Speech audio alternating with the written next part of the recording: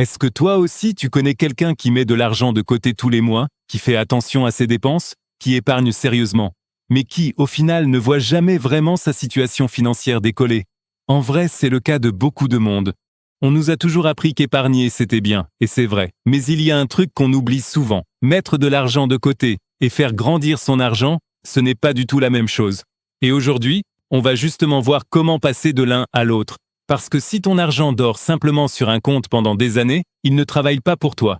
Et avec l'inflation, il peut même perdre de la valeur sans que tu t'en rendes compte. Du coup, dans cette vidéo, je vais te montrer étape par étape comment transformer ton épargne en véritable moteur de création de richesse. Allez, c'est parti. Comprendre la différence entre épargner et investir. Déjà, il faut éclaircir un point important. Beaucoup de personnes disent « Moi, j'épargne déjà tous les mois ». Et franchement, c'est déjà une excellente habitude. Mais attends, épargner et investir, ce n'est pas la même chose. Imagine ton épargne comme un réservoir d'eau. Tu le remplis progressivement pour avoir une réserve en cas de besoin. L'investissement, lui, c'est plutôt le système qui utilise cette eau pour produire quelque chose. Et ça, c'est une différence énorme. Parce qu'en réalité, garder trop d'argent immobilisé pendant trop longtemps peut parfois ralentir ta progression financière. La plupart des gens accumulent de l'argent sans véritable objectif. Les personnes qui développent leur patrimoine utilisent leur épargne comme une étape de transition vers l'investissement. Et quand on y pense, c'est logique. Pourquoi laisser ton argent attendre pendant des années sans mission particulière? Pourquoi ne pas lui donner un rôle plus utile? Retiens simplement ceci. L'épargne protège ton argent. L'investissement le fait grandir. Construire son matelas de sécurité. Maintenant, attention à ne pas tomber dans l'excès inverse.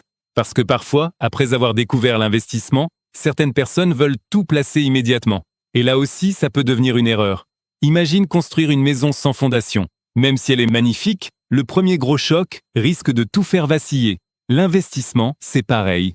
Avant de placer le moindre euro ou le moindre franc, il faut construire ce qu'on appelle un matelas de sécurité. Et ça, beaucoup de gens le sous-estiment. Les investisseurs prudents ne sont pas forcément ceux qui évitent les risques. Souvent, ce sont simplement ceux qui se préparent aux imprévus. La différence est énorme. La plupart des gens investissent d'abord, puis paniquent quand un problème arrive.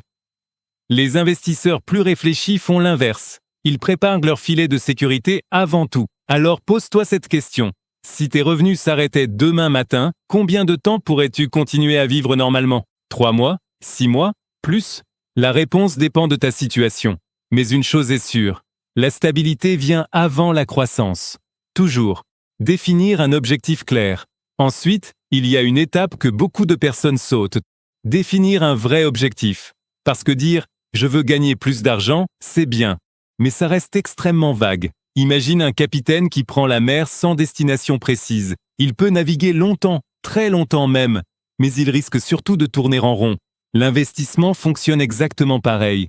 Et ce qui est fou, c'est que plus ton objectif devient précis, plus il devient facile de construire une stratégie adaptée. Tu investis pour quoi exactement? Acheter un bien immobilier? Préparer ta retraite? Créer un revenu complémentaire? Financer les études de tes enfants? Chaque objectif demande une approche différente. C'est pour ça qu'il faut d'abord savoir où tu veux aller. Sinon, tu avances. Mais sans savoir dans quelle direction. Et ça complique tout. Comprendre le pouvoir des intérêts composés. Alors là, on arrive à quelque chose que j'adore. Les intérêts composés. Et je te jure que beaucoup de personnes sous-estiment complètement leur puissance. Parce qu'on entend souvent « j'ai pas assez d'argent pour investir ». Mais en réalité, le temps est souvent plus important que le montant de départ. Imagine une petite boule de neige qui dévale une montagne. Au début, elle est minuscule, puis elle grossit, encore, et encore, et encore, jusqu'à devenir énorme. Les intérêts composés fonctionnent exactement de cette façon. Ton argent génère de l'argent, puis cet argent génère lui-même davantage d'argent. Et le processus se répète.